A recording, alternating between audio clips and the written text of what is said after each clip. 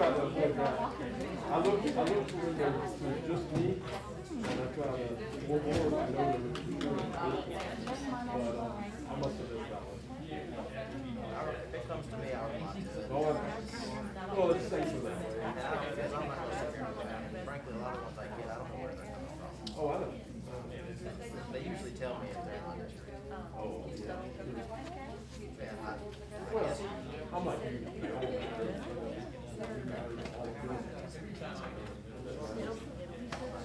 I just don't feel like all.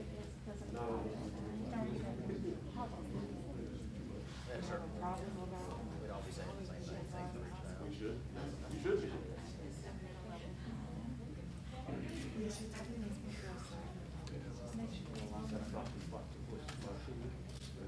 But I'm not worried about you. We'll get started in about 2 minutes or so. I snuck in behind you. These were very amazing. I don't know what the picture will look like, and I don't know what the result will say. Yeah, I know. If it gets worse, what do we do? You gotta be diligent. So my fear is that it's gonna vary by teacher, at least by time. Steph, it's your job to keep, heavily depends on. It's your job to not keep me out of trouble. And I think that's gonna differ, at least by time. It's important. Possibly. Should be.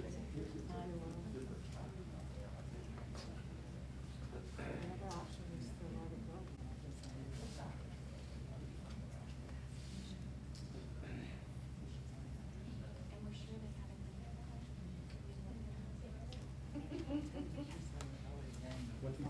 haven't. That one. Yeah. Sounds like it's Probably a more level. right, but the one after that, the last jump up, is legitimate. No, 53. All right, I think we're going to go ahead and get started. Stephanie, we good? Okay, great. Well, thank you all for being here tonight in person, and those of you that are watching the live stream. I'd like all to join me to stand and do the Pledge of Allegiance. I pledge allegiance to the flag of the United States of America and to the republic for which it stands, one nation, under God, indivisible, with liberty and justice for all.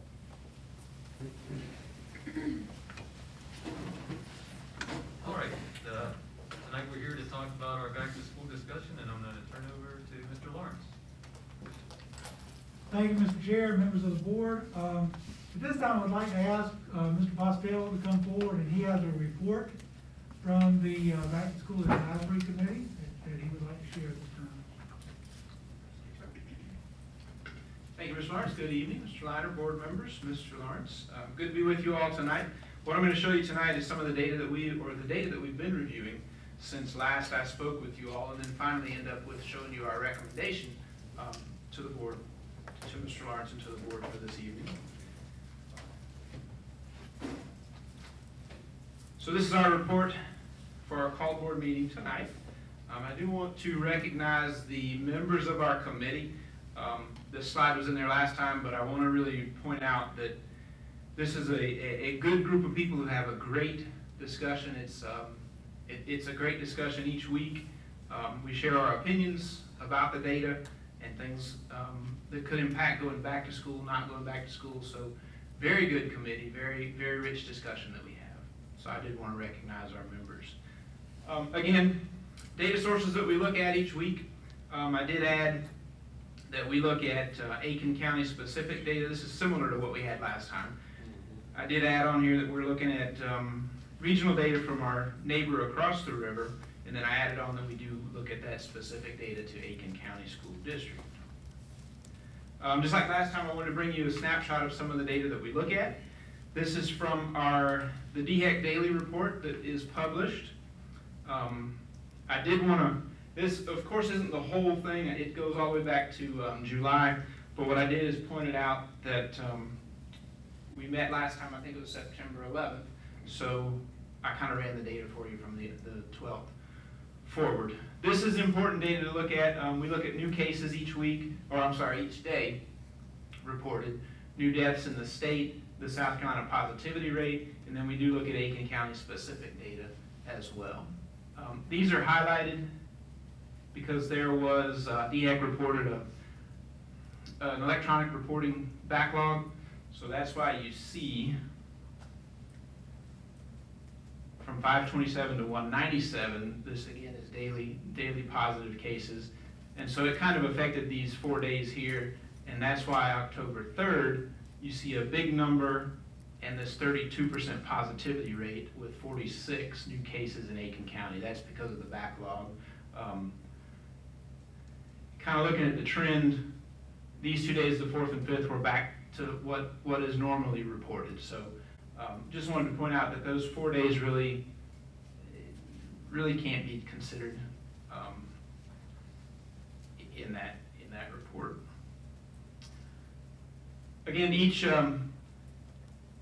I believe it's about every week the American Academy of Pediatrics reports data from 49 states, New York City, and the District of Columbia, and so they give total child cases in each state. And so this again is South Carolina specific data. So total child cases, the percent of the total cases that are children, the cases for children per 100,000, the child mortality rate, the increase nationally, and then I've also put on there the South Carolina rank in total cases. This, you can kind of see how it grew over time. It is important to note that South Carolina reports age 0 to 20. So we do think that some of the spike you see is people going back to college and colleges testing in South Carolina. But anyway, good information to look at, shows trend across. It does show that in the state, about 17.4% of the positive COVID cases are children. And that compares to our neighbors. Georgia we looked at specifically was 8 point something percent of Georgia. But then again, Georgia reports 0 to 17. South Carolina reports 0 to 20.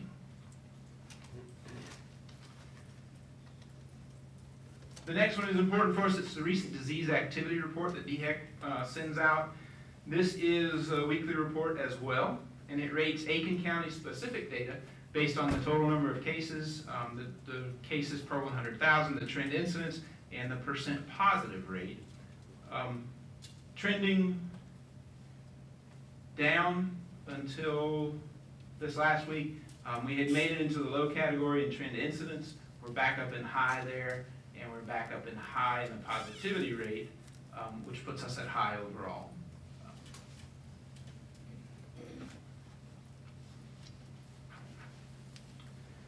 We've been tracking quarantine due to exposure within the school district, and this is school district specific data for employees and students. So kind of a busy chart, but to give you a point of reference, this is the week, this is the beginning of each week, so the data is the beginning of that week. In green up here is the student data. These are quarantines due to exposure. Of course, this was before school started, and then we started getting into the numbers of students quarantined due to exposure. And then on the bottom is employee data. So the chart's a little bit different than we had last time because we wanted to show a progression over time. I think somebody asked about cumulative numbers each time.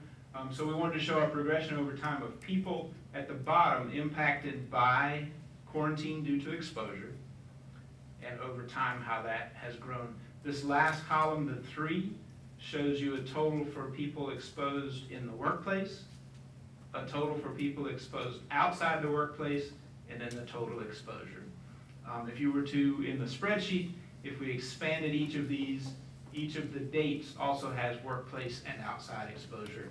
But for the purposes of getting it all on the chart, shrunk that down to the total for each. But you can see the exposure within the school for students and the exposure outside the school for students.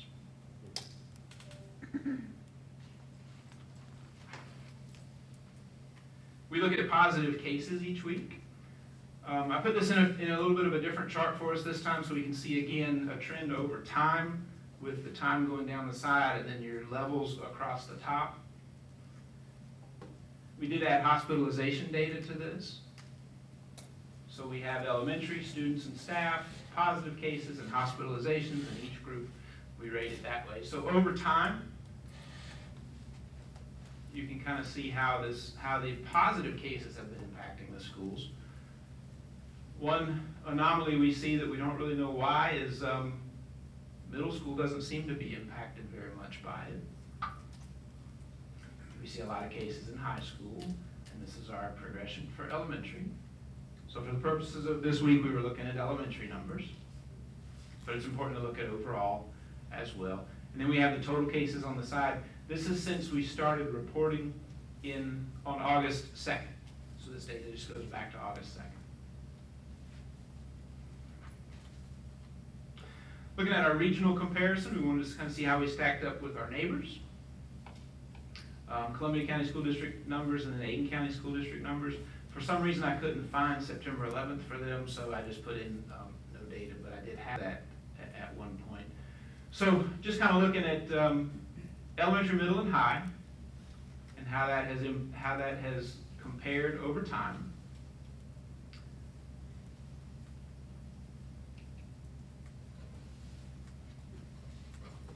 And then we take all of this information and we put it into our meeting summary form. So in this, again, we just pull this from the Recent Disease Activity Report. We pull this from the American Academy of Pediatrics report, and we pull this from the daily SCDHEC report.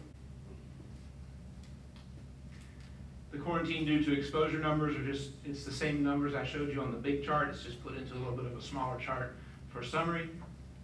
Positive cases are summarized here, and then of course we always put our neighboring data at the bottom.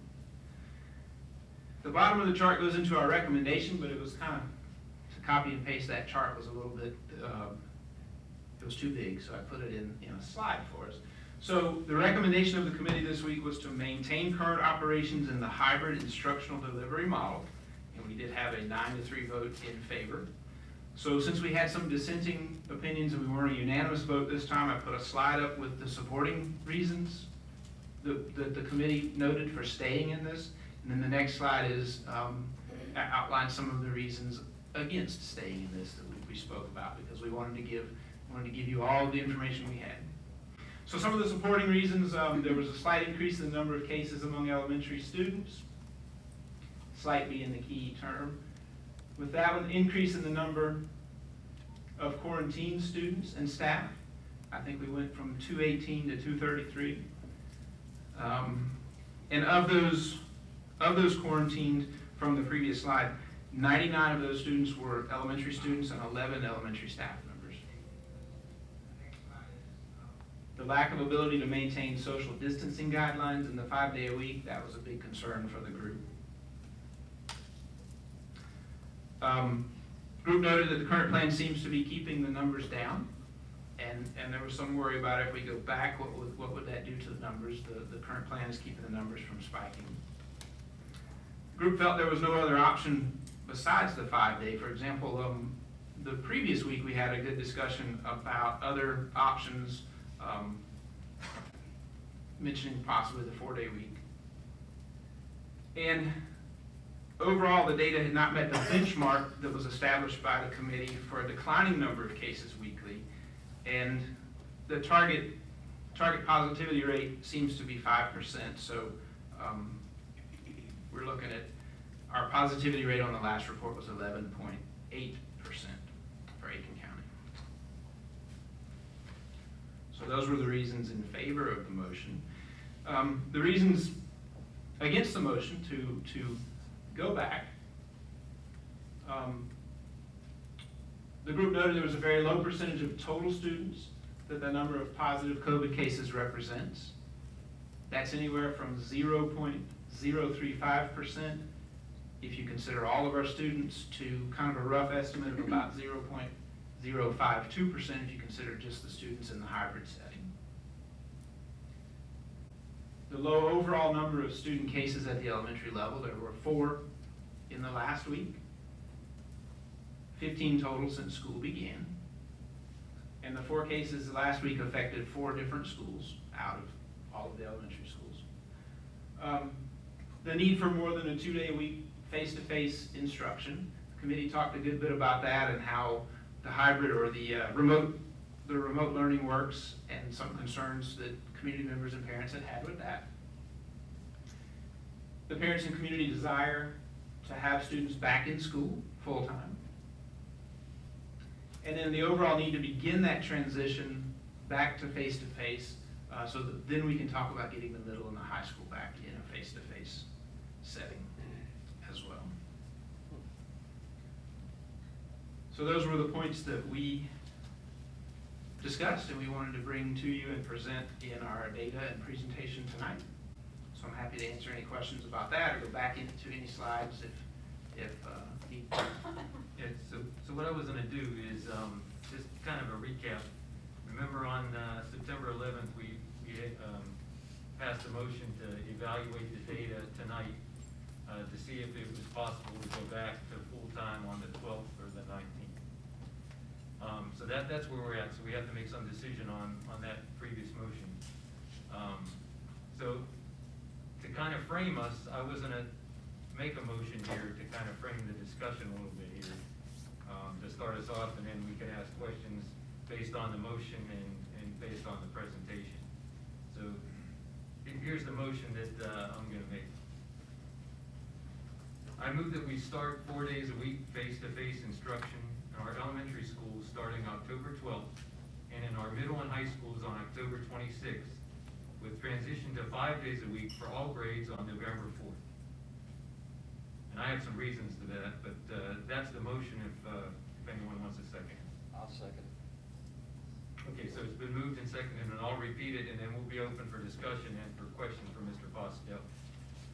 So, move that we start 4 days a week face-to-face instruction on our elementary schools starting October 12th, which is next Monday, and in our middle and high schools on October 26th, which is 2 weeks later, with transition to 5 days a week for all grades on November 4th. And November 4th is that short week because we have Monday off and election day off. So that would give us 3 days in that week to get into the 5 days, kind of ease into it there. So that's the motion that's been seconded, so I'll open it up to discussion now. So who wants to go first? I'm sure everyone wants to go. Everyone has something to say, so go ahead, Sandra. Mr. Postel, just for a point of clarification, that I understand you to say in the presentation that as a group, you're saying that y'all might be amenable to a 3 or 4 day school plan, but you didn't know that that would be an option? It was a discussion that the group had. Mhm. We kind of refocused to our role was to present or to make a recommendation on the transition back or maintaining in the current, not to change the operations. So that's as far as we got it in our discussion about it. Okay. Mr. Bolton, I think you had your hand up. Mr. Postel, I just noticed, I think I saw something in one of the slides I had a question about. It was one on quarantines, if you want to go back. Sure.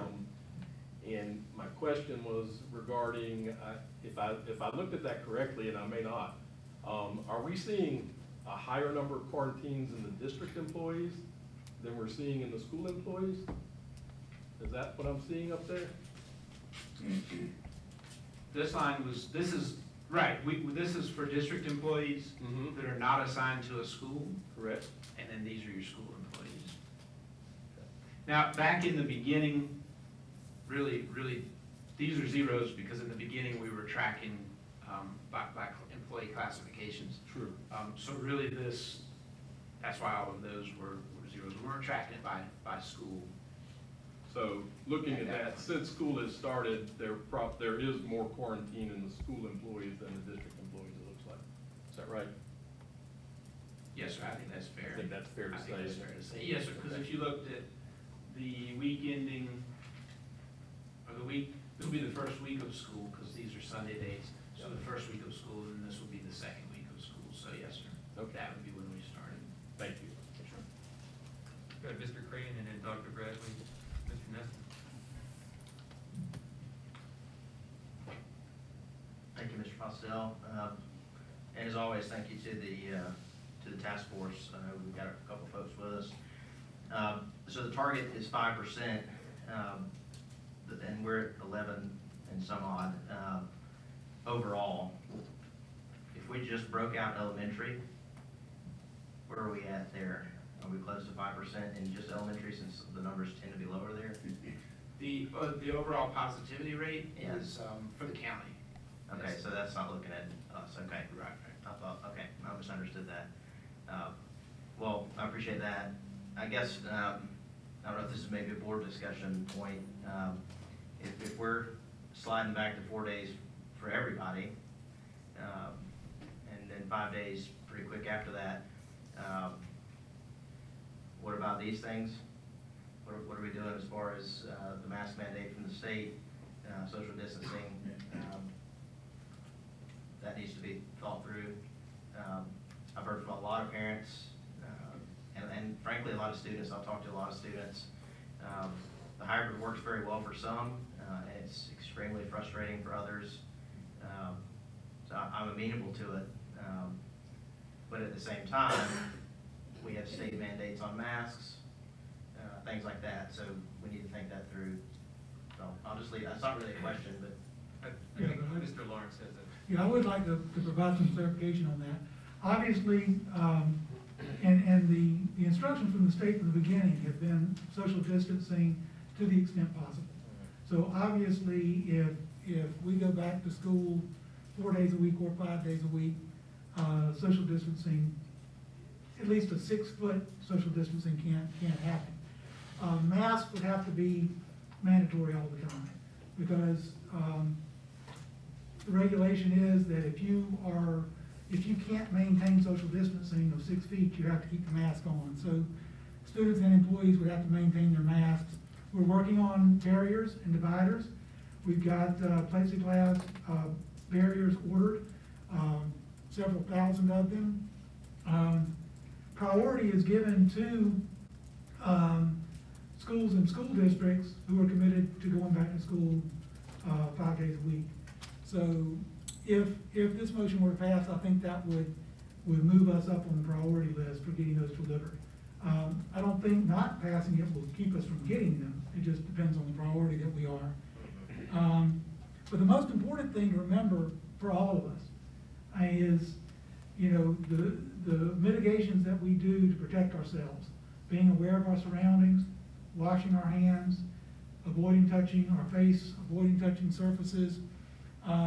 Those are things we all know and get repeated constantly, and we just need to reinforce those things continually with our students as well. So barriers will help, masks will help, so all of those things are going to be very important depending on the direction that we take. Thank you for that. That's not necessarily a follow-up, but just additional to that. So I've heard from a lot of parents whose kids maybe have asthma or something like that, who if we move forward with something like this, they've brought up the concern about masks longer periods of the day. And then I have a question about, are we gonna continue to do specials and lunch for the elementary schoolers in their classrooms?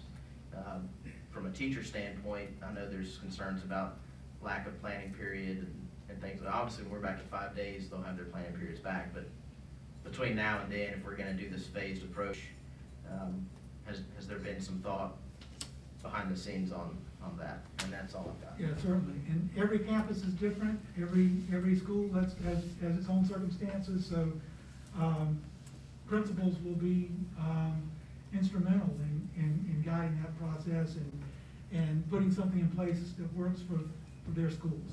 So that's going to be critical to that.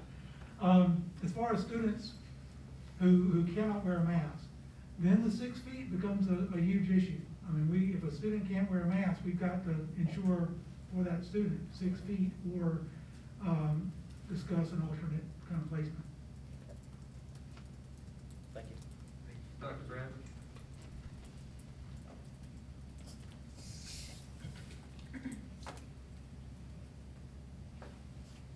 The movement, we got an email from you, King, earlier this week about opening up the period to allow people to change from virtual to hybrid at that point. Do you still want to use those same dates? In other words, do we, as we go back to more time in school, if a parent has a little panic attack about that, are we gonna hold them to that schedule to go to virtual? Or can we try to make some kind of arrangement to accommodate that need? I don't think, I'm not asking it the other way. Right. I think the virtual people are stuck until the midterm. Right. It would be dependent on availability, I think, because we don't have the option of shifting staff. So if there are openings and we have the availability to do it, I think we could consider that. It creates its own set of problems because in many cases, the pacing in the virtual courses is a little different than the pacing in the face-to-face. So there are going to be some things that would have to be worked out. But if we had some serious concerns about, from an anxiety standpoint or a worry about face-to-face that way, we would see what we could do, absolutely. Next question is, if we vote to approve this motion, do we have an escape mechanism? In other words, if we do this and then on November the 15th, this predicted COVID increase worldwide happens, and we think it might not be in the best interest to continue, of course the board can reverse it, but I think that needs to be out here now while we're talking about this. And also, what's the role of the back to school meeting once we get back to full time? Do they continue to monitor the situation, or do we just thank them and send them home, or what do we do with them? The one thing that well, I think that we need to do something other than sit and wait for us to get below 5%, because that's not gonna happen, I don't believe, until there's a vaccine. And so we're probably looking at continuing the hybrid model until the end of the school year almost, if we're lucky, before we'll get a countywide incidence rate of less than 5%. I look at the data across the state line. Columbia County is not significantly different from our data. We're pretty much about the same in terms of incident numbers, and they've been full-time since the beginning of the school year. I think we've got to make a move. I really worry that children are just not getting what they need. People are working hard to do a virtual program. They're working hard to do 2 days with kids and then, do personal contacts on Fridays. But from what I hear, kids who are, basically what I think they're getting is 2 days of instruction a week, and then a little busy work or homework or something, for the other 3 days. And I can't look a parent in the eye and tell them that they're getting what their child needs education. And I particularly feel that about young children, because we're laying the foundation of everything that's going to happen to them educationally after, every year. And if you don't get it in the beginning, you're at a real disadvantage for the rest of the time that you've been in school. It can be overcome, but the average student, which we have the most of, is going to struggle with it a whole lot more than the bright kids. And then if we go down to the other part of the spectrum and look at the children who are academically, inclined or whatever, they're really gonna get behind the curve. And we might just be creating a monster here in the sense that we're gonna turn out a generation of kids, or maybe not a generation, but a significantly large number of children who are just not gonna be prepared for life. I really struggle with the fact that I don't wanna make anybody's child sick. I've been through that. I know what it's like to have a sick child. And I just really don't want to do that, but we've got to try to find the balance. And I think the only way we're gonna do that is to experiment. We're just gonna have to run a risk and hope that it pays off for us. And, if it doesn't, if we see that we're going south, then I think we're gonna have to back off. And that's gonna upset parents because they're gonna be constantly like a yo-yo, having to make different kinds of child care arrangements and all that. But we don't know what we're doing. We're in a brand new world. We're trying to figure it out. Everybody's got their heart in the right place. But we really, I think, at a point where we've got to run a risk, calculated risk, measured risk, and see if we can't have a school year that can provide both a measure of safety and give children what they need from school. Now, I know that there are gonna be children that get sick when we go back. We're not gonna do social distancing. We're gonna be putting them more at risk than they are now. That's the reason I want them to be able to opt into the virtual program as quickly as they can. But I think that, we've watched it now for, 6 weeks, and we haven't seen a real dramatic spike, over time. I mean, there have been increments. We talk about these percentages going up and all, but if you look at the actual number of cases, it's a relatively small number of children and teachers involved in this. So I think I've had my turn, so I'll shut up for that. I do support, I think I do support the motion. Mr. Nessel and then Mrs. Shealy. Yeah, thanks. For Mr. Postel, first, I got some clarification questions. So on that slide, just because I can't really see that from here, over a little bit over half of the quarantines are related to exposure to outside of school. Is that what that says in the bottom right-hand corner? Yes, sir. Difference would be 562 total outside, 452 inside, so about 110 different. Yeah. Well, actually 110 different. And I'd like to keep, I'm not saying this is a big influence, but I just keep in mind, I think a lot of exposures do happen outside of school. Our officials are saying South Carolina's open for business, restaurant capacities are going to 100% and things like that. A controlled environment where people are trying to do the best they can at school, I'm not sure it's gonna be the worst place that you go. It might be one of the more controlled places that you go. In a further back slide where you had the recent disease activity by county report from DHAC, and you had the most recent report. Yeah, and I'm blindsiding you a little bit, but we were, just before I came over here, I was looking up at the epi curve for Aiken County.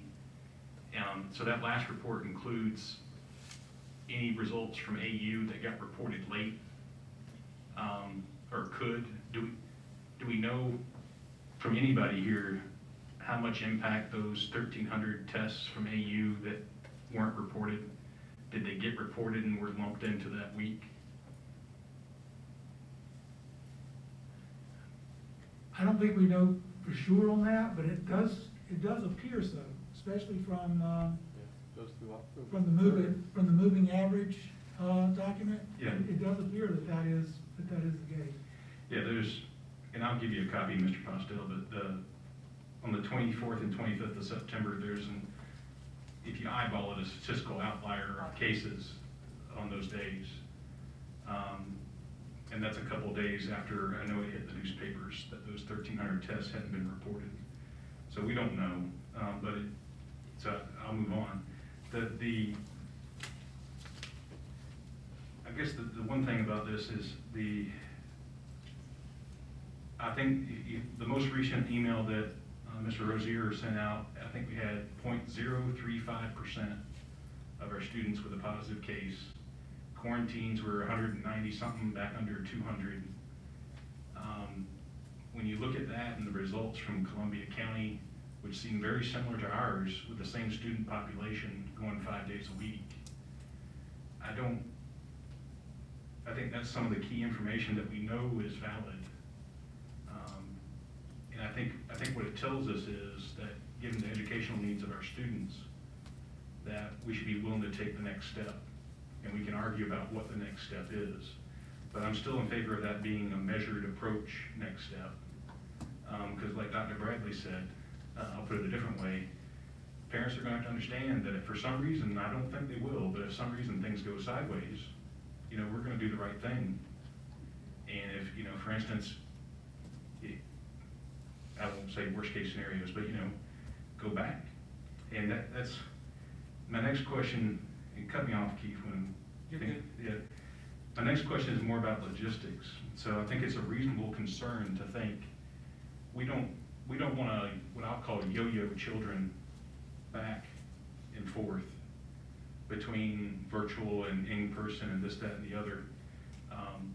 And I didn't know, so it's very real that we, if we start having more cases and more quarantines, we're going to have larger disruptions to classrooms. And I'm wondering if you can give me a gut estimate in your mind of how we're prepared from a resource and substitute perspective of trying to prevent interruptions.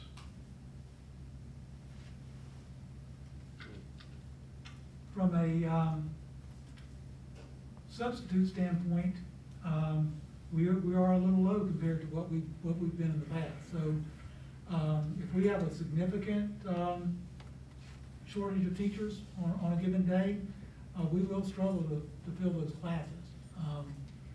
But I mean, that's the kind of trouble we've had before. I mean, we've had years and we've had periods of time when we've struggled to get substitutes. So until that happens, I'm not sure we would know exactly how it's going to play out. I mean, we would prioritize classes and shift resources from place to place as needed. I think, obviously, when you talk about a yo-yo situation with kids and with families, I think if there were an emergency situation, like if an extreme spreading event occurred across the state or across the county or something like that, then obviously we would take emergency measures just like we would for a weather situation. If we're looking at kind of a trend where it's looking like things are going in the wrong direction, then I'd like to have a couple of weeks to get things in place to back up into a more restrictive model. That would be ideal. Sometimes we might not have those 2 weeks, but ideally we would want a little bit of time. It's a whole lot easier to become less restrictive than it is to become more restrictive. So. And I didn't know if you had any idea, well, I'll phrase this question the right way. So I have a little disagreement with Mr. Crane, and I'm not sure you meant to phrase it this way, but when we go back to 5 days a week in any school, I don't think necessarily that means that teachers get their planning period back. I don't think, because I'm under the assumption that all the good things we're trying to do to maintain health, so to speak, other than distancing, will be in place. Well, and there's a little bit of a misconception about that, because teachers haven't lost their planning periods. They may have lost their room, but they still have the period of time. It may be a little shorter in some cases. They still have the period of time that's designated as their planning period, but because special areas may be coming into their classroom, they've got to pack up their stuff and go somewhere else. Yeah, and I guess, I'm not trying to get too nitty gritty, but so like, do all our teachers have laptops at this point? We're getting close. Dr. Murphy, do you have a update on that? I know we're getting very close to that tonight. We've done all middle school and all high school, and right now we're in the process of completing all the elementary schools. I think we've completed about 5 elementary schools at this point. We anticipate by the end of this month having all schools done. Yes. Thank you. And so but I guess that's a general question, like making sure that it's clear for folks watching and parents and things like, I guess I want to say, if we go back to school 4 or 5 days a week, it's not going to be fun. Because you're going to have to wear wear your mask all day, you're not gonna go anywhere other than your one room if you're in elementary school and so forth and so on. It's not gonna be normal. And I just, that's the working assumption I have, and I assume until we talk about it again, that all that other stuff's not going away. I'm good. We'll get, For now. you have another one? Ms. Shealy, Mr. Silas, and Ms. Jackson. I just want to echo the same things that I've heard, you know, I feel the same way. I want our students to be able to get the best education possible and to be able to go back to school, to do that as quickly as possible, but as safely as possible. And just wanted to add, just as a point of information, that it's my understanding Columbia County is doing a type of phase-in like we're talking about, where they're like adding a grade every week or so, you know. So they're trying a measured approach as well as Lexington 1. They're doing the same thing. So I think we're looking in the right direction at doing a measured approach, and I appreciate that. Mr. Silas? Yeah, I have a couple of things. With regard to elementary schools, not just masks, but, and I'm not looking to back us into a corner by making rules for every scenario, but has been any discussion about other guidelines or protocols with regard to sharing of, it's my understanding now, it's kind of a hard and fast rule that students shouldn't share class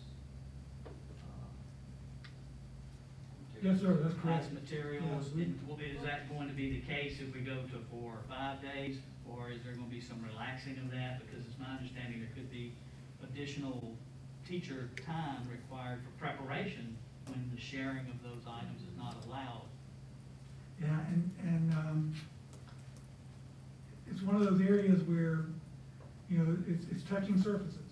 So the fewer hands on the surface, the better off we are. If I've got all my stuff here and I'm the only one touching it, Right. there's not gonna be any spread, at least based on touch. So students really do need to have their own set of supplies, their own set of materials, and not share with other students. So we want to follow guidelines and minimize that where possible, but there. Right. I don't know, I mean, there may be some situations where that's difficult to do, but I would like for teachers and their teams and with their school administration to, you know, to brainstorm ideas and ways to make sure that they don't run into that problem. Okay, okay. You mentioned substitutes since, you got the mic. Is our substitute subcontractor trying to gear up, or have they been all along trying to increase staff to be prepared for? Yeah, I'm gonna ask Ms. Hart if she wants to speak to that. I know that, the numbers are a little down, but they are actively recruiting. Correct. So we actually just met with them Friday to discuss the status of where we were. The total number of subs is lower than our target. They are aware of that. They are continuously actively recruiting. Making a shift, I don't know the impact. Certainly a lot of the substitute pool shares many of the concerns that other members of the community may share, or, you know, where other teachers may share. A lot are retired, and so, you know, we don't know what that impact will be, but I know that they are actively working on increasing the pool. They do have a solid number of a little over 300 who are in the pool right now. I want to say 350, but I could be, don't hold me to an exact figure. I don't recall the exact number, but it's around 350. And when I asked the question if they were concerned, if they were hearing enough feedback that made them concerned, she said, I'll be honest, in the summer I was concerned, and now I'm not. Now I feel a lot more confident. We're continuing to see people come on board and submit applications to be a sub. So the only caveat I say is with the change, I don't know how that would impact that pool. I don't have a way to gauge that. Okay, thank you. Yes. One quick one. As we move to middle and high, are there any concerns or considerations that need to be given for space? I've heard a little bit that if we do that in middle and high, we've got some planning to do, and maybe it's school-specific and not a countywide issue, because virtual teachers are using classrooms, and if students are gonna be in those classrooms and those are taken away, so what can you say about that and any work that would have to be done? I would assume you'd figure out an answer, but what kind of impact? Yeah, I don't think it would have much of an impact, because the spaces that we're using for students are in a hybrid model, or the same spaces we're gonna be using in a full 5-day model. So the spaces that virtual teachers are using, if they're not being used now for face-to-face instruction, they wouldn't need to be used when we move from the hybrid model either. Now, there could be some exceptions along the line, but I think that, principals and their staffs would be able to work those things out. It would be very minimal though. Lastly, if I could ask Mr. Costello, I know Dr. Bradley and Mr. Nussel have referred to the regional data. Could you just very briefly run back through that slide for me? I may have been taking a note or two, but, This one? yes, sir, yes, sir.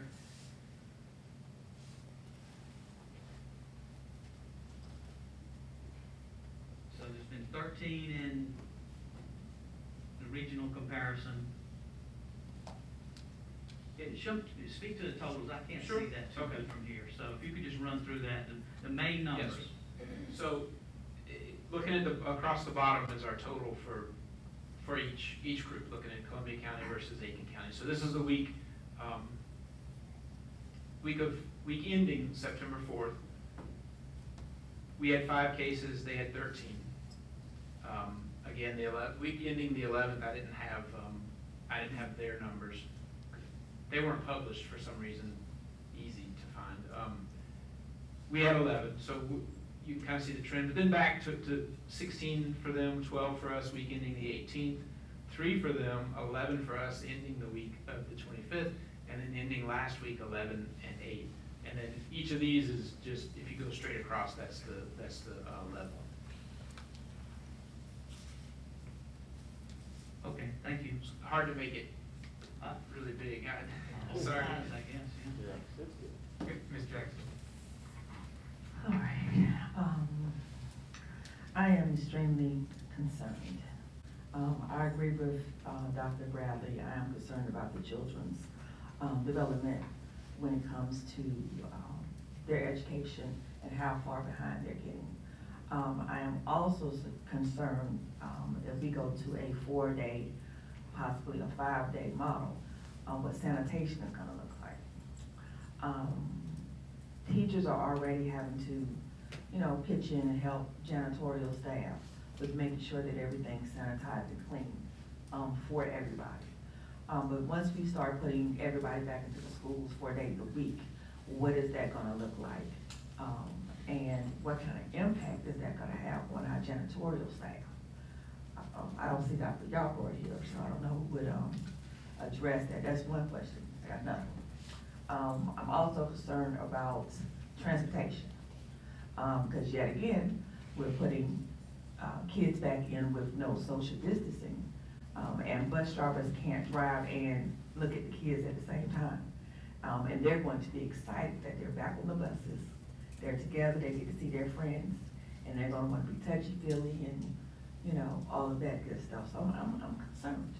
So I'm gonna give you 2 for 1, because I'm gonna ask Dr. Murphy to answer both of those questions for you. I will attempt to answer both questions. Well, on a daily basis, the schools are disinfected, and that's not going to change. Now, what we have been asking teachers to help is with the in-between class change disinfection. And what we've been doing is rotating seats. Now, when we go back to a situation where all the kids are in, we will have to disinfect between those classes. The issue we're gonna have, and something we'll have to deal with, is dwell time. It takes about 10 minutes for the disinfectant to actually work.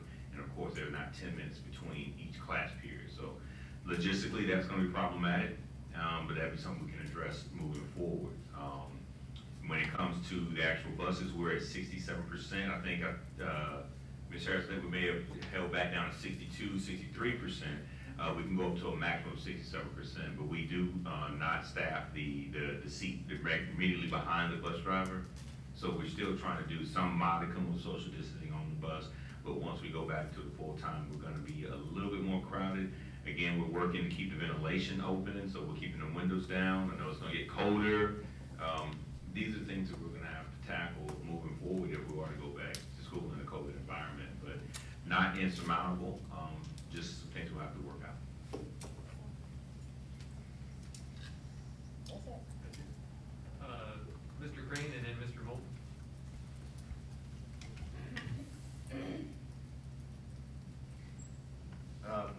So I've three things as we've kind of been talking about some of this. I'll revisit the mask situation. I've heard from a lot of parents of special needs kids that the theme that I've heard is a lot of struggles with the hybrid model. What's the rule? Is there a variance of the rule for special needs for special ed students? Number one, that's question one. So there aren't any real variances in the rules. We do know, just like everything else, social distancing to the extent possible, mask wearing to the extent possible. There are many cases, particularly with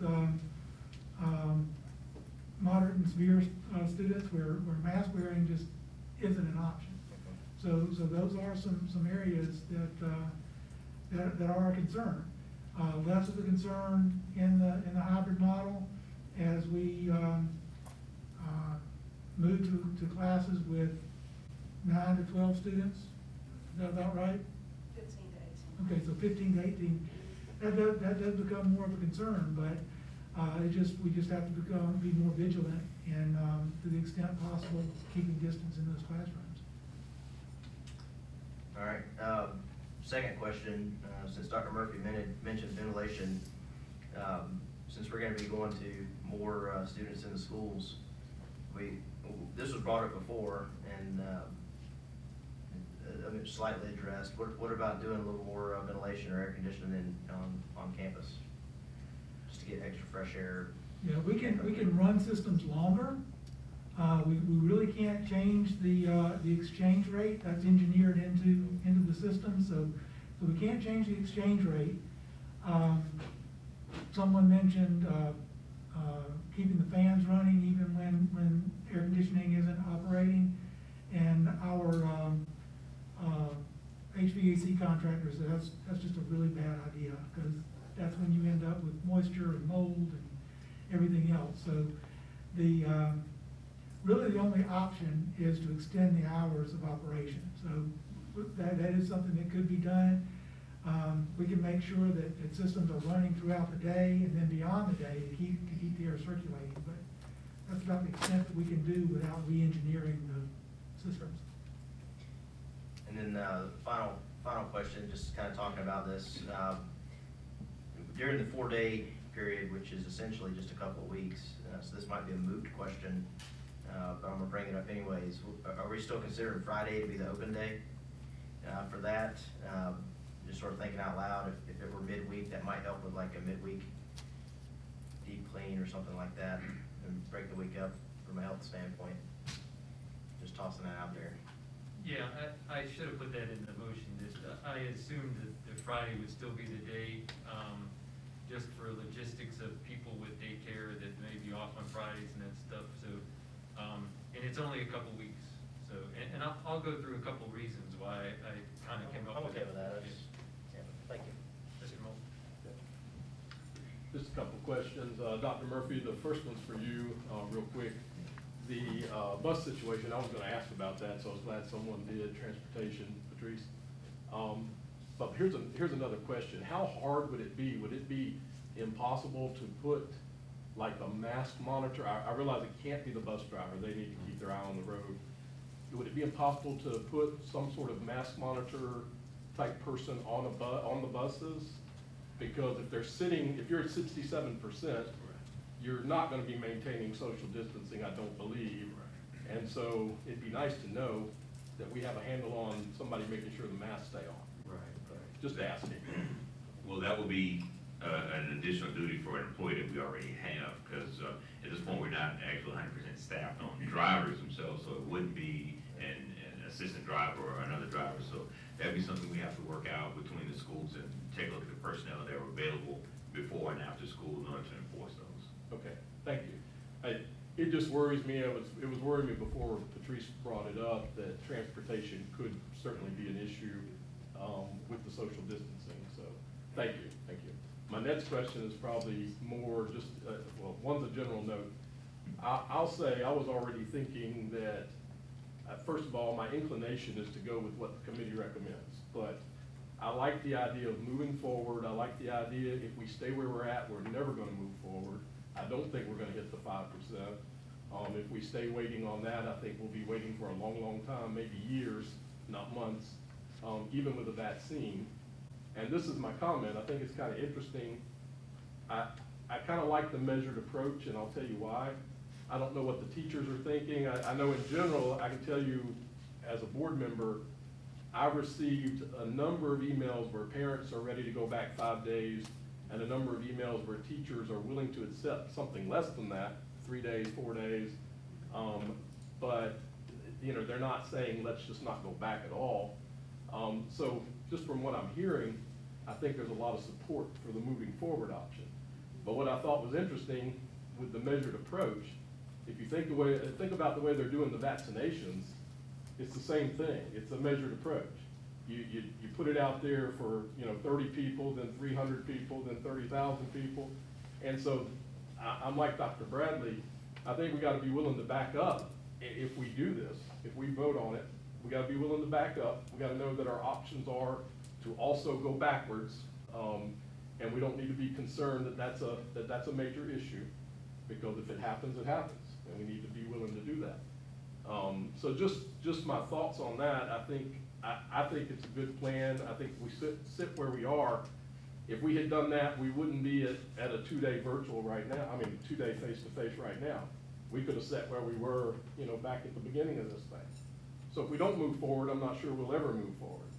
At the same time, do I want any children or staff getting sick? Absolutely not. I think everybody knows that. I think they know that about all of us. But I just wanted to voice the fact that I think if people would stop and think about it, not only is a measured approach a compromise position, but it's also a smart position, because you're trying to do it in a controlled fashion, elementary first, middle, high, and you're trying to do it over time, which gives us a chance to see what's gonna happen to the actual numbers. And that's where I think the committee comes in. They really look hard at those numbers.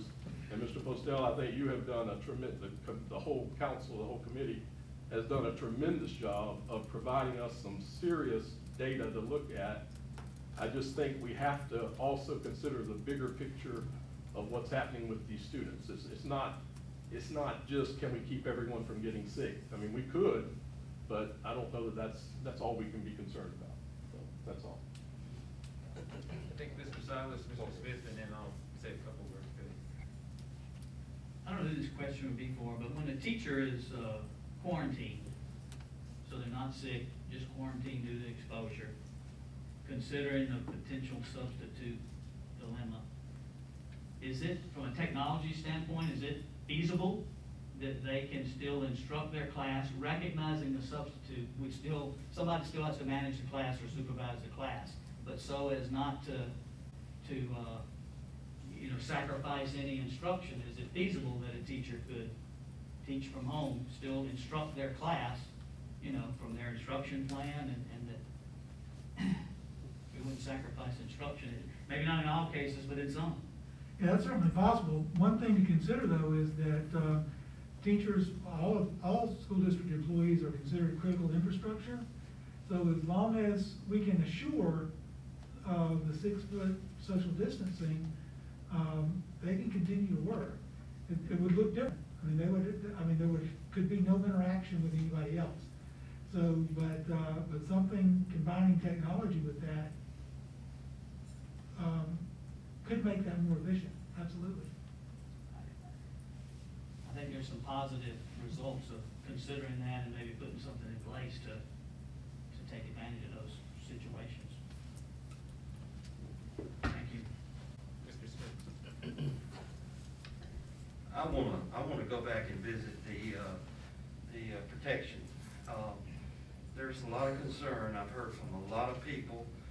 One of the best ones I heard from yet was from a first grade teacher who messaged me today saying that there's no way she can teach a child to read in 2 days a week. And that hit home with me because it's so true. But that same person had concerns for some folks that worked at her school that were elderly and had some health conditions. And of course, everybody in this room is concerned about everyone we come in contact with and every family that we serve. But as I told this person, an individual's most protective thing they can do is to follow the guidelines and protect themselves, as well as ensure that their kids follow them as well and protect themselves. It's not gonna make everything perfect. I wish we could keep the disease out of our schools totally, but we can't. It's still gonna be there, we're gonna have to deal with it. But if folks will realize they're their own best defense in protecting themselves from the virus, and they take the precautions, they're minimizing the chance of them getting it. And I really want to hit home to our people. People are working every day. There's no way we can meet the 6-foot distancing. If you go into a hospital waiting room, emergency room, there's no 6 foot there. It's that much, a seat. There's a seat vacant between everyone. Everywhere you go, doctor's office as well, there's no 6 foot. Society is really struggling right now to deal with all of this. We all have our fears. But if you think we can do it without maintaining 6-foot distancing, you're wrong. There's no way it can be done unless it's in a situation where a teacher may be totally isolated or a child may be isolated from where they can't wear a mask. We gotta do the best we can even with that. But I wanna reiterate one more time, you are your best protection by using your precautions. Thank you.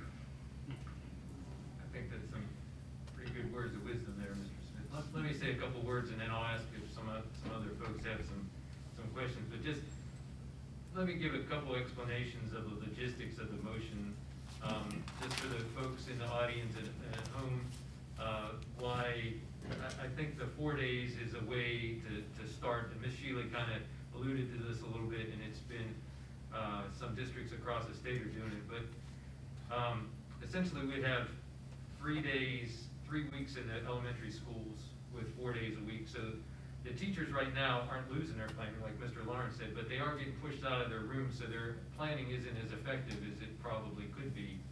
And in some cases, they have to leave the building to sanitize at the end of the day earlier than they would want to. So their planning time is getting cut short. So that'll give us some time for the principals on a school-wide basis to see if they can make some adjustments to that activity, not pushing into the classrooms, but the students being able to go to those activity periods. So that would be the hope, that in those 3 weeks that each school would be able to come up with a plan where they'd be able to go to the cafeteria or go to the art room or music room or something like that, using the guidelines as best we can.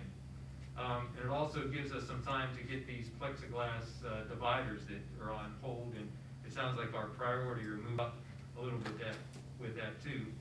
And it also gives the high school, the high school would have a few weeks to figure out how they're gonna go to full capacity too, school by school basis. So, and how to meet all the staffing with the virtual and the face-to-face, because some of those teachers share those duties. So, that's kind of why the phased-in approach.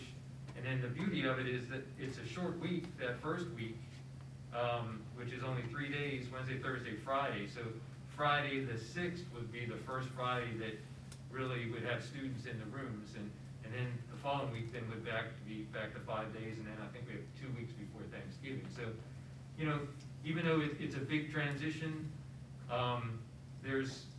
it's probably not gonna be as impactful just because of the calendar there. So, we're trying to use the calendar as best we can to help us a little bit. So those were the kind of the basis between why those breakpoints in there, just so that you all know.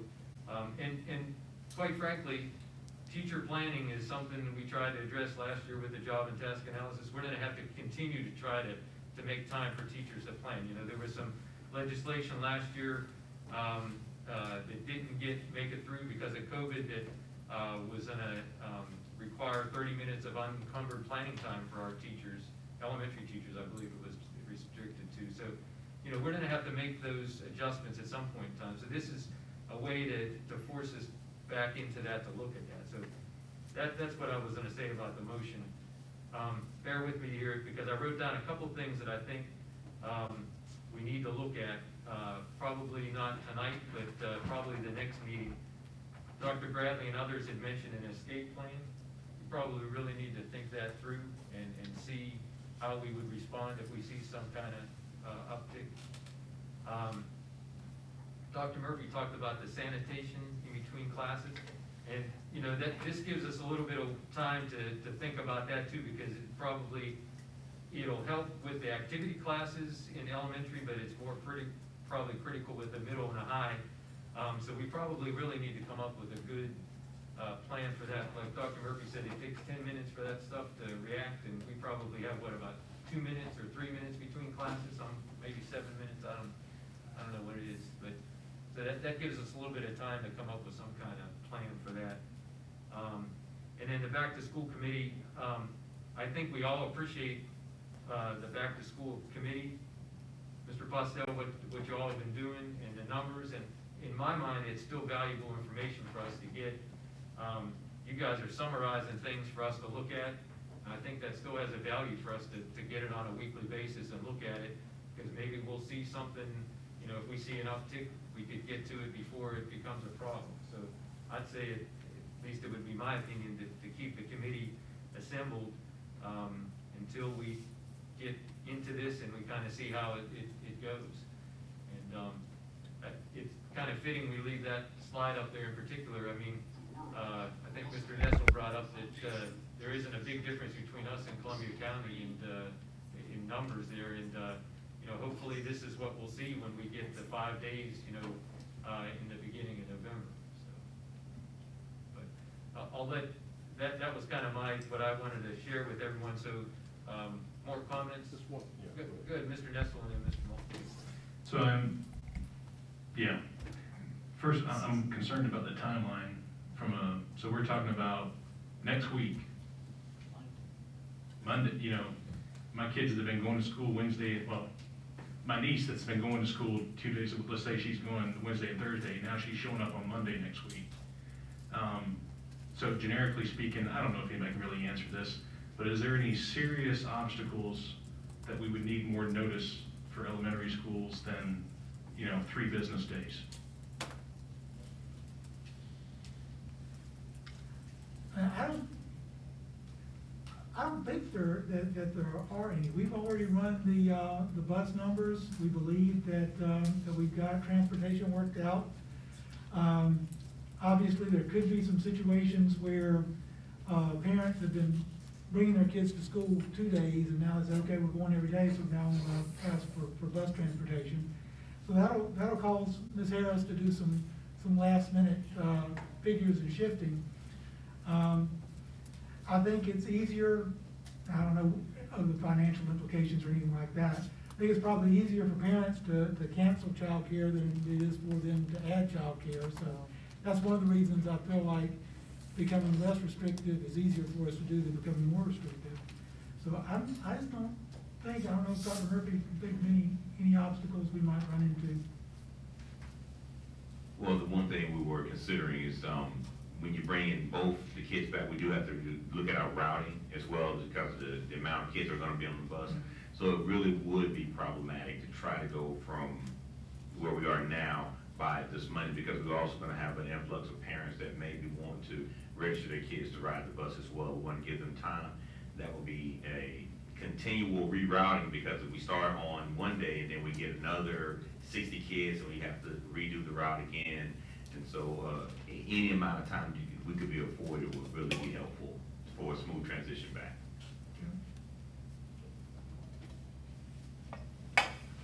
And, I'm sorry, Mr. no, Nessel. and I share your concern, Mr. Chairman, about, I want to know when we're going to meet.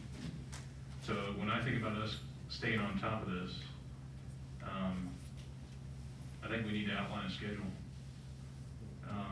And if existing meetings work, okay, but we need to look at that.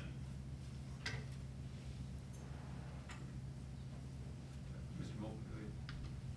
It's actually ironic, I had the exact same question that Mr. Nessel had about the schedule.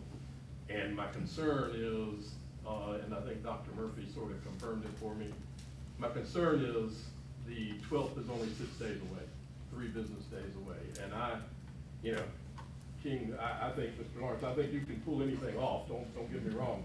I think you could do it, but it seems like the rest of the schedule would be fine, left intact, that you recommended in the motion.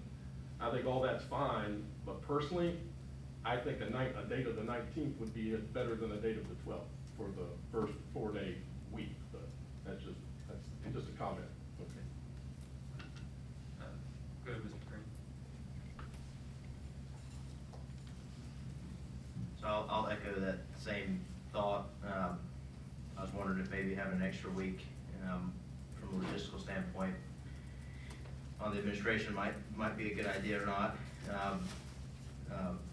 And then, Mr. Nessel asked the question I was gonna ask about buses, so I appreciate him reading my mind on that, and going ahead and doing that. Has there been, I don't know if Mr. Traxler is here with us, you are, great. Has there been any discussion, I think, I know the answer to this, but there's no discussion at the state level about STEP or COLA, right? As far as unlocking the prior restriction? That's correct, yes, sir. The budget process for this year is pretty much done. Legislators won't return until January, so nothing would be done until the meanwhile. It sounds like the door may be slightly open, but I don't know that I would plan on that. Well, I'd like to thank the legislature for taking a 3-month break in the midst of that conversation for us. Is there any preclusion on that? I know we typically try and do something around December. Is there any preclusion on essentially what I'll refer to as Christmas bonuses? Do you know that with the restrictions they put in place on COLA and stuff? There have been some districts that have made appreciation or hazard type bonuses available for employees. So no, it's not prohibited as part of that. And as I mentioned, not to get in really a budget plug here, but we did discuss back in May that we plan to bring some amendments. Despite the lack of a step increase or cost of living adjustment, we do anticipate some budget amendments that are needed, and we're looking to bring those forward at, right now, our second October meeting. All right, well, I appreciate that, and I'm not trying to take us off the topic of the special meeting. I just wanted to clarify that. I know that our staff is under, like, our parents are under a lot of stress, and their students are under a lot of stress, our staff is under a lot of stress. So if we can find some avenues that aren't prohibited by the state, again, I'd like to thank the legislature for taking 3 months off in this, that conversation. I think we as a board should look at that. And that's coming up, right? You read my mind, and you said we're gonna talk about that in October anyways. Thank you. Go ahead, Mr. Smith, and then Dr. Bradley. My question is Dr. Murray. Thank you. The microphone, Mr. Smith, please. Dr. Murphy, how many students is in cohort A and B? Can you give me an estimate? Somebody else may need to do that. Yeah, I'm about to call my colleagues right here, just in about 1 second. Okay.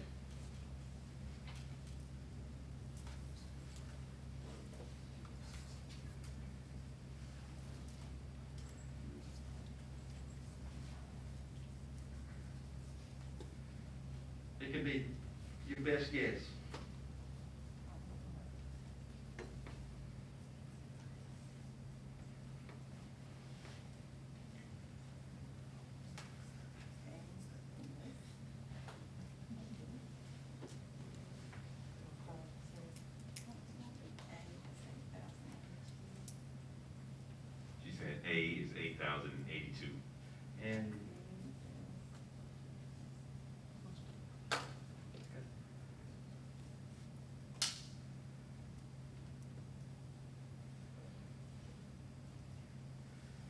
okay, let's say it's 8,000 in each group. Fairly Okay, close. but just for topic numbers. Yes, sir. What percentage of those 16,000 students ride the bus? Sharon? Maybe about 40%. Okay, so let's say we're serving 20, let's say 25% now. And if we add the other cohort in there, we're now going to be serving, let's say, upper 40s. So I've been in this district a long time, and I've seen a lot of things come and we get things done quickly. As far as kids may want to go sign up to ride the bus, that very well could be happening, but they're gonna still want to get there. Parents are wanting and they're begging for their kids to be back in school. There's horror stories I've heard, I've even seen, where they kind of struggling with the online learning. And I think there's nothing there that we can't work out and get it done as quickly as we can. First of all, the parents want them back in school. The large majority of them want them back in school. And because they want them back in school, they're gonna transport them if they have to. And everything else I feel can be worked out due to that. And I think we don't need to look to prolong this any longer. I think it's gonna happen. Life moves on. We've got to move on. And we've got to do what's best for all of our kids. And I just don't wanna see it put off any longer. That's my two. Dr. Bradley. I have a question along similar lines. The middle school children ride different buses than elementary, or is there a mixture? Not in all cases. There's a mixture in some cases. Yes. So when we introduce the middle school children back into a full-time, a 4-day-a-week and then a 5-day-a-week, we're gonna have to be redoing those routes again as those children come back in. So we got the confusion about the elementary time, then we're gonna have a confusion about middle and high school coming back. So there's actually two areas of disturbance in terms of having to reproduce bus routes, which is a real pain, having been involved in that for a few years. Those people earn their money. We're putting off bringing back middle school students for several weeks, 3 weeks under the motion. And yet they've got the lowest numbers of anybody in terms of incidence of COVID. Why don't we just speed it up a little bit? I mean, I'd pick a date. I'm just thinking out loud, so don't shoot me. But, if we agreed to come back at the 12th, or what did we say, the 19th? I think the 12th is on the table. The 12th is on the table, we modified that. We could bring them back on the 19th, we could bring the middle schools back on the 26th. Yeah, 26th is. When they come back, okay. For middle and high. Well, I won't try to do the schedule, I'll let somebody else do that, but I was just asking about the wisdom of, is there any wisdom in bringing back maybe the middle school students a week or so earlier? I mean, we could do 12th elementary, 19th middle, and 26th high. That would give, those are the 3 weeks in between that off week in November. I don't have a problem with that. But would that be a help or a hindrance in terms of planning the busing? To be honest with you, whether you give us a day or a couple of days, it's still gonna have to be redone. And so the amount of time in between, the more time helps, gives us time to ensure that it's proper route. But to do it once or 3 times in 2 week span or 3 times in a 2-month span, it's still a rerouting of the buses. So the amount of work is gonna be the same. If you give us more time, it'll be more accurate, it'll be less disruption. Good, Mr. Crane.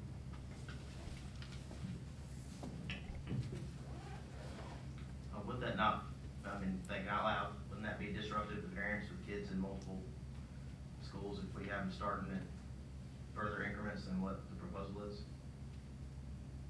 If you yes or no, any thoughts there? Yeah, I just grouped it based on kind of how we've been grouping things. Right. That's kind of what I did. I don't know if there's an opinion one way or the other.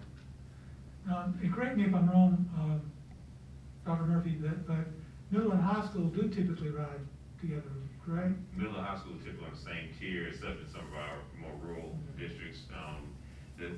Programmatically, there may be some differences also as well, when we talk about actually how school looks, at elementary school with less motion, less movement between classes with middle and high. So those are the things we need to work out as well when it comes to the disinfecting of classrooms. Mr. Stiles? No? Mr. Nessel, you have anything, or? No, not right now. Everybody, please realize, as was stated earlier, we're in a situation we've never been in before. Everything right now is we're trying to make the best decision we can for all children, all employees, all families. There's going to be problems. If you think there aren't gonna be any problems with starting, you better really think again. All we're doing is prolonging it and making other people suffer, and who's losing the most is our kids. Because they aren't getting the instruction they need. I got to say that. I just feel like there is gonna be problems. We will work them out, and we can work them out, but we've got to look after who we are here for. That's all. Thank you. All right, anyone else before we vote? Ms. Sheila, did you have something? Okay, so, let me restate the motion, and then we'll go ahead and vote, and we'll see what we go with. Okay, so it's been moved and seconded that we start 4 days a week, face-to-face instruction, in our elementary schools starting October 12th, and in our middle and high schools on October 26th, with transition to 5 days a week for all grades on November 4th. So that's the motion. It was moved and seconded. So all those in favor of that motion, raise your hand. Okay, so we got 1, 2, 3, 4, 5, 6, 7. All those opposed? 2? 7 to 2. So that motion passes. All right, so, we have some work to do, I guess, between now and Monday. And Mr. Nessel, we'll get, let me look at the calendar and kind of see how things line up with our regular meetings, and we can kind of see if we need to schedule some extra meetings to discuss things as we go forward and everything, so. All right, so I'll entertain a motion to adjourn. Second. All right, all those in favor, raise your hand. All right, I appreciate you all coming tonight. See you next Tuesday.